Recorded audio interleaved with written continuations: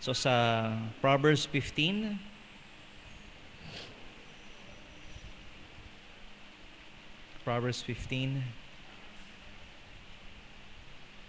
verse number 3. The eyes of the Lord are in every place, beholding the evil and the good.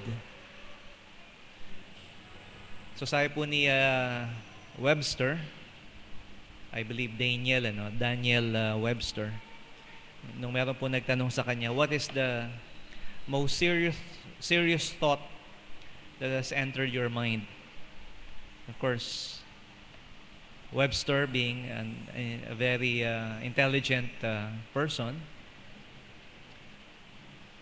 said this, the greatest thought or idea that has come into my mind is man's accountability to God. So tayo po ay magkakaroon ng, meron po tayong pananagutan sa Diyos. And sabi po ni Pablo, Romans 14:12, so then every one of us shall give an account of himself to the Lord. So ang pagkakakilala po natin sa ating Panginoon Diyos, alam niya ang lahat ng bagay. He knows all things. So binasa po natin that the eyes of the Lord are in every place. So if you want to have an appreciation of God's character and attributes, a good book to read, and of course it's just a start, A.W. Tozer's book, Knowledge of the Holy. So it breaks down po yung mga katangian po ng Panginoon Diyos. It's not written so much po na hindi natin maintindihan. Another one, also by the same author, Pursuit of God. So siguro po ang isa pong bagay na mabibigay po sa atin in exposing ourselves to such fine literature is that we will have a sense of that appreciation of who God is. So mahalaga po na maintindihan po natin na ang accountability po natin sa Diyos is based on His omniscience, na alam po ng Panginoon ang lahat ng bagay. So the eyes of the Lord are in every place, beholding the evil and the good. So ang Panginoon ho ba ay, does He have eyes? So meron bang mata ang Panginoon? God is a spirit, and they that worship Him must worship Him in spirit and truth. So in a sense po, hindi ho kailangan ng Panginoon ng eyes. Okay? So He's using here analogous language. As Thomas Aquinas would say po, na meron pong tatlong ways. You cannot talk about God in a univocal way. Ibig sabihin, when you say univocal, it means when you say I love you and you love me, it means the same thing. Okay? So kung ano yung ibig sabihin ko, yun ang pagkakaintindi mo. Kasi yun din ang, that is how you understand it. Okay? So that's equivocal. It's the same. It's identical. It's exactly the same. Okay? And we cannot talk about God in a univocal way. Neither can we talk about Him in an equivocal way. So ibig sabihin po na meron pang ibang interpretation, di ba? Or meaning. So sometimes when I interview people who say they're in love and wants to get married, so I ask them, separately. So what is love? So the guy will say one thing, and I ask the woman, and she will say another thing. So that's equivocal. Ibig sabihin, meron siyang ibang pagkakaintindi, tapos itong isa naman, magkaiba. So I wonder, of course, this is just uh, interview or exercise. Okay? Pero how can you say you're in love when you mean different things? Okay, so the same po rito, sinasabi po, the eyes of the Lord is analogous language. Ibig sabihin po niyan, mga minamahal, hindi naman talaga ibig sabihin na ang Panginoon ay merong mga mata sa lahat ng lugar. So, kung meron siyang mga mata, ilan? Ibig sabihin, He is using this language so that, because the knowledge of God is a different level of reality. Okay? So, hindi natin mauunawaan kasi hindi pa natin na-experience it's like to be in eternity. Pag ando na po tayo sa eternity, maintindihan natin, okay. Pero sa ngayon, gustong ipahayag sa atin ng Panginoon in analogous language that He knows all things. Okay? So, hindi kailangan ng Panginoon ng maraming mga mata para malaman niya at maintindihan niya, makita niya ang lahat ng bagay. In fact, if God did have some physical eyes, that would even be limiting. Okay? Because if you have eyes, you only can see one place. Okay? But since the Lord doesn't need eyes, so pwede niyang sabihin na, He's able to know all things. So let's have that understanding of God. The Bible always speaks about God in an analogous way na talagang hindi po base sa experience natin o sa interpretation po natin. It's really different. In the same way na sinasabi, the arm of the Lord, the ears of the Lord. Meron pang sinasabi sa Bible na God has wings. We can't really take those things literally because God is a spirit. Pero ang mahalaga po dyan, mga minamahal, is that He wants us to understand, that He, knows all things. And that's a big responsibility po. Okay? And very stressful. Alam niyo po, sa panahon po natin ngayon, so especially in developed countries, kahit saan kayo magpunta, meron ng mga CCTV. Okay? High definition. Baka may sound pa nga, yung iba. So, you go to the elevator, you go to the street, okay? Halos lahat ng lugar, you are being observed or at least monitored or recorded your actions. Now here in our facilities, we have a few. Okay? At yan po ay totoo lahat po yan. Gumagana po lahat. And we set this up, in the first place. Nagkaroon po tayo ng incident sa ating church na may mga tao na mahasama yung kanilang mga intention. Pumunta sila rito hindi para sumamba sa Panginoon. So, naniniwala pa rin tayo na ang Panginoon ay nandyan at tumitingin sa atin at nagbabantay sa atin. Di ba?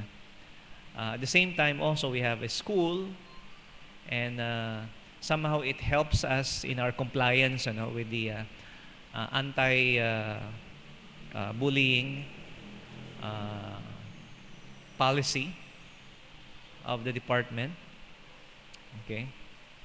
And in fact, that is more than compliance. That, at the same time also, it could help us in our desire to be able to watch children.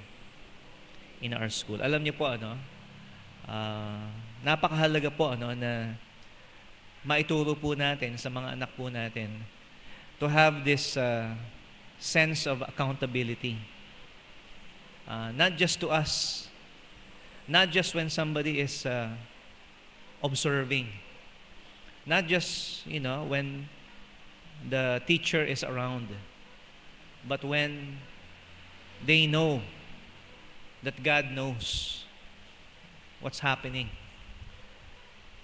So sometimes I review the recordings, and there are times that the teacher will step out siguro less than 8 minutes, and you could see the difference in some of the children. So talagang makikita mo na masaya sila, may umaakyat sa lamesa, okay? May mga lumalangoy sa sa sahig. Okay? Just for a short while. Okay? So, wow, okay. Of course, most of them are still young, pero mahalaga po na tinuturo po natin sa mga anak po natin.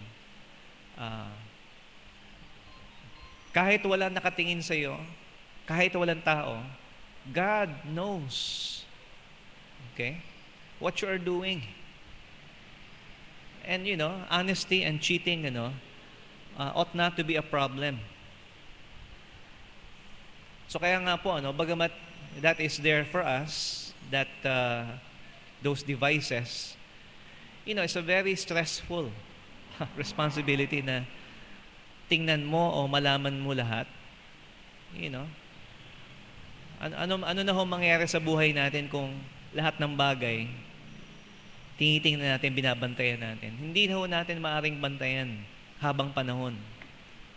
We have to teach our children while they are young yung sense of accountability.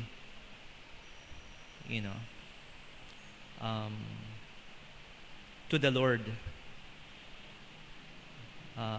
So kaya nga po sa kabila po ng mga nakikita po natin ng mga controversies, issues, crimes that are being committed, okay, nakakalungkot po na even with all this, sabihin nating CCTV, men are not deterred from doing that which is wrong. Okay? Of course, some would even deny, sa kabila po ng andyan na nga. Huli na nga eh. Tapos magngangatwiran pa. Hindi ako yan. Di ba? So, andyan na po yung sabihin nating yung mga scam, talagang there is reason to believe, and it seems evidence is overwhelming. Okay? And some people cannot just, yung truth is complicated. Like, for example, the Malaysian Airlines that was shut down. Okay? So, walang umaamin. Okay? Sa kabila ng lahat, andyan na yung mga, yung mga satellite and, communications that were intercepted. There are people, on the eastern side, of that country would like to say that, mas gusto nilang paniwalaan yung conspiracy na, okay. Anong nangyari dyan? Yung eroplanong nawala dati, yun. At ang ginawa nila, pinuno nila ng mga patay na mga tao. At pinabagsak nila doon. So, that is actually the missing plane.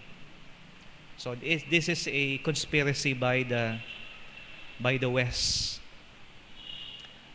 It's very complicated, So, sometimes, mas paniniwalaan ng mga tao. Okay?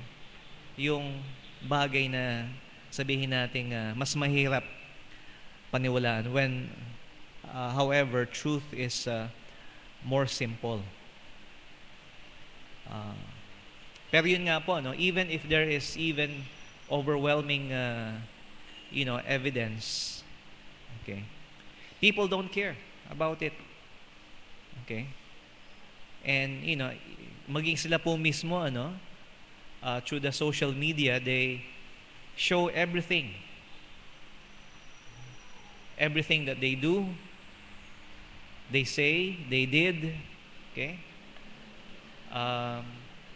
And it's for all the world to see, and to judge whether they like it or not. So, alam ba ng Diyos? Alam ng Diyos.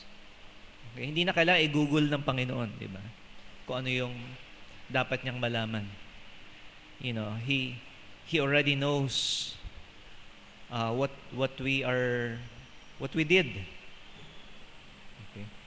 And God is the infallible judge. So ang ating pong Panginoon ay alam niya ang katotohanan because He knows all things, and this is beyond reasonable doubt. In fact, God does not just observe. Okay?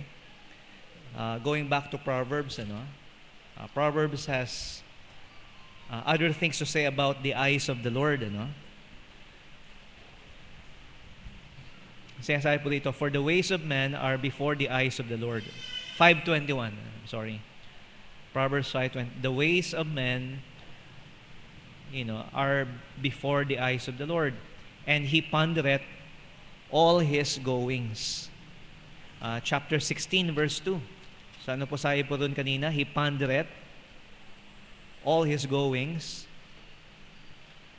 16:2 verse says, all the ways of men are clean in His eyes, but the Lord weigheth the spirits. So alam niyo po pag ang Panginoon po nakita niya, ando na po yung judgment. That is already judgment. You don't have to wait for an investigation. You don't have to wait for a trial. Right there and then, the Lord pondereth the ways of men. The Lord weighs the spirit. So alam po niya kung ano yung ginagawa po natin. Pero ang katanungan po, mga minamahal, does He care? Yes, the Lord knows and the Lord cares. Because ang nakikita po ng Panginoon, meron na pong judgment doon, beholding the evil and the good. So that can be a great source of comfort for us. So may nangyari sa iyo na hindi maganda, the Lord knows about it and He cares. Meron kang ginawang tama, napasama ka pa, nobody appreciate yung ginawa mo, pero the Lord cares about it. And that could be a great source of comfort sa atin na, kahit sabihin natin walang nakakaalam na tao, or people may mistook us in our words and actions, pero makakasigurado po tayo, mga minamahal, the only thing that really matters is ano ba ang sa palagay ng Panginoon? Ano ba ang judgment ng Panginoon? Naintindihan niya, alam niya ang lahat ng bagay. Nakikita niya ang mga luha natin, and He cares about it. Nakikita niya yung kung saan natin nilalagay yung kasiyahan natin. And the Lord does care. But the problem is that, do we care? Meron ba tayong pakialam? To say it bluntly, meron ba tayong pakialam na so what kung alam ng Panginoon? So what if He thinks it's bad? And that's the problem po, mga minamahal, ano? It's not that because because God doesn't care, we don't care what God thinks. And ultimately, ang ibig sabihin po niya, no, kung wala ho tayong pakialam kung anong iniisip ng Diyos, then meron po tayong pagkukulang sa ating pong pagkakilala sa ating Panginoon Diyos. We try to understand Him on our level. You know,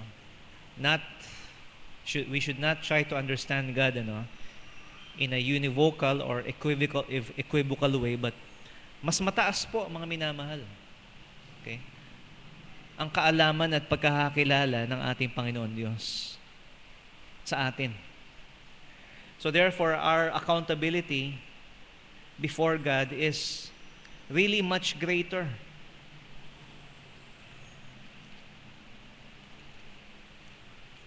And that it does not excuse us that hindi ho natin na uunawaan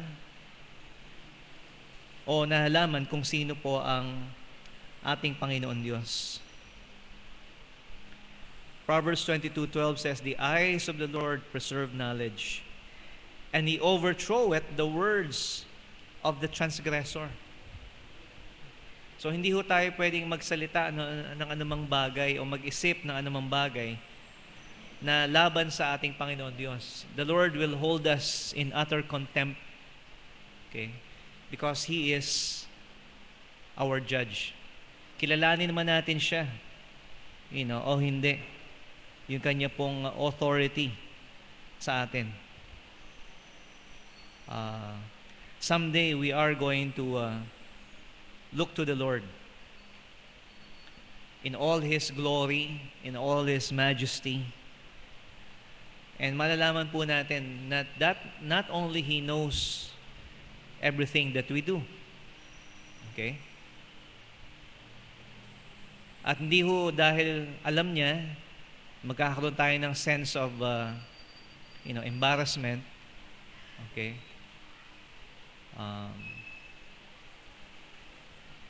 Someday, lahat ng mga bagay ito ay, lahat po ng lihim ay mabubunyag.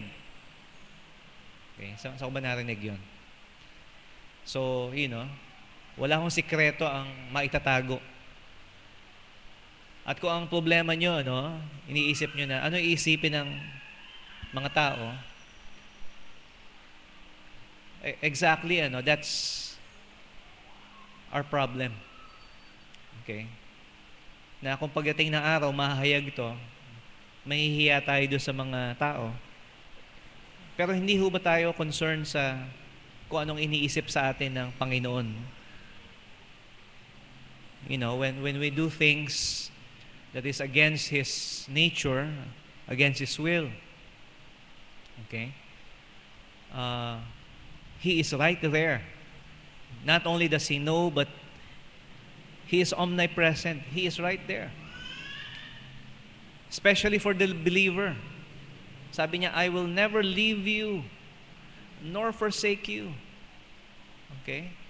So kahit sabihin ko po na, I will hide myself,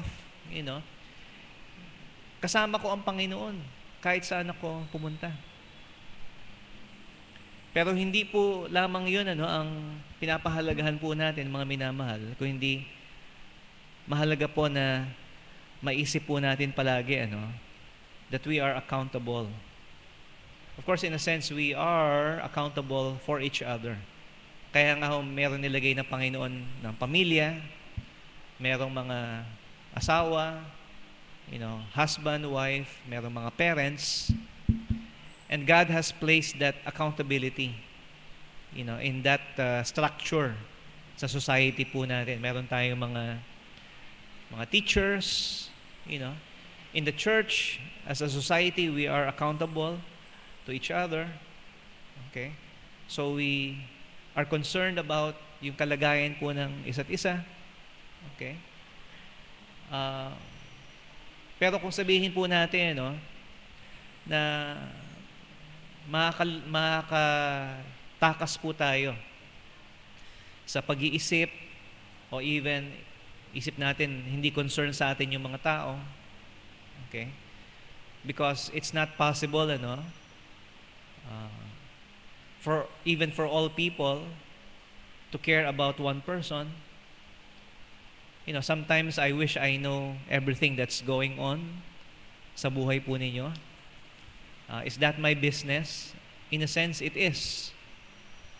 Okay? Sometimes I'm the last to know, but oftentimes I'm the only one who knows. Pero ang pinakamahalaga po, mga minamahal, between me and God, mas mahalaga, the Lord knows. And the Lord cares about us. And so, mga minamahal, let's conduct our lives. At yung paalala po ni Pablo sa mga naglilingkod sa Panginoon, hindi ho tayo naglilingkod sa tao. Diba? Ang boss po natin hindi ang tao. Ang ating pong pinaglilingkuran, Colossians chapter 3 verse 22. Servants, obey in all things your masters according to the flesh, not with the eye service as men pleasers, but in singleness of heart, fearing God. So, sundin daw po natin, mga minamahal, yung sinasabi nung nakakataas po sa atin. According to the flesh. Hindi lamang pag nakatingin sila. When somebody is observing, or watching. Because kung ganun po, mga minamahal, okay, kung ang concern po natin, ay baka, baka malaman ng iba, baka malaman ni pastor, that's not something po that you should be afraid. Okay? Not with the eye service as men pleasers, but in singleness of heart, fearing God. And so sa lahat po ng bagay, mga minamahal, let us practice accountability. In the same way na pag tayo po ay accountable sa mga tao po sa ating trabaho, sa ating school, sa ating mga parents. But somehow, merong loophole pa rin yan . May mga bagay na maaaring hindi nila malaman. Pero kung tayo po, mga minamahal, in all good conscience, we are serving the Lord. Kahit sabihin natin na your work is secular, okay? It's still for the Lord. Okay? Sa Panginoon pa rin po yan. Ang talagang lilingkuran po natin, maging sa trabaho po natin, ay ang Panginoon. So, tayo po, dapat i-exercise po natin, na maingatan po natin yung ating, testimony, especially with regards to, truth. Hindi po, mahalaga kung they will never find out. Okay? Pero dahil nakakilala po tayo sa Panginoon, then we should be ready to face whatever consequences. So I remember the story of somebody na nag-work sa isang company. I think it was sa Ford or sa GM, So hindi pa siya Kristiyano noon. And then pagkatapos nung ilang taon nagtatrabaho siya doon, naligtas siya, nakakilala sa Panginoon. And as he, read the Bible, he became convinced, that he needs to be honest. Kahit ano man yung maging consequence. So one day, he went to his boss at sabi niya, may dala siya, ano yan? may plies, may screwdriver, may, you know. Kinuha ko ho ito noon. Okay. Inuwi ko sa bahay. Pero dahil naging Kristiyano po ako, gusto kong ibalik. So kahit tanggalin niyo ako, okay lang. You know, I want to do what is right. You know, I want to be honest. You know, and of course, you know, he was ready for whatever was coming. You know, but the Lord, you know, helped him. Okay? And it also preserved his testimony sa harapan ng mga tao. So kaya nga po, hindi ho magiging problema, kung anong iisipin ng ibang mga tao. Really, it's not important. For as long as ang pinakamahalaga po sa atin, as I've begun this message with the quote that the greatest thing that has entered my mind is my accountability to God. So may that be true to us. So tayo po ay manalangin. Maraming po salamat sa iyo, Panginoon Diyos. At kayo po, Panginoon, ang tinitingnan po namin po, Panginoon. Kayo po na hindi ho namin nakikita sa pamagitan ng iyong mga mata. Ngunit sumasampalataya po, Panginoon, sa aming espiritu na kayo po ay tunay at nakakakita po, Panginoon, sa amin. At naintindihan niyo po, Panginoon, kung ano po kami at sa kabila po, Panginoon, ng mga pagkakamali po, Panginoon, na maaring nakikita po namin sa aming mga sarili. Yet, Lord, we thank you, Lord, that who we are is really what we are in Jesus Christ. At tinatanggap mo kami, Panginoon, hindi po, Panginoon, sa aming ginagawa, kung ano man po kami, Panginoon, kundi is dahil po sa ginawa ng inyong anak para sa amin. Maraming pong salamat po, Panginoon. Please help us, Lord, to have that sense of accountability to you. For this we pray in Jesus' name.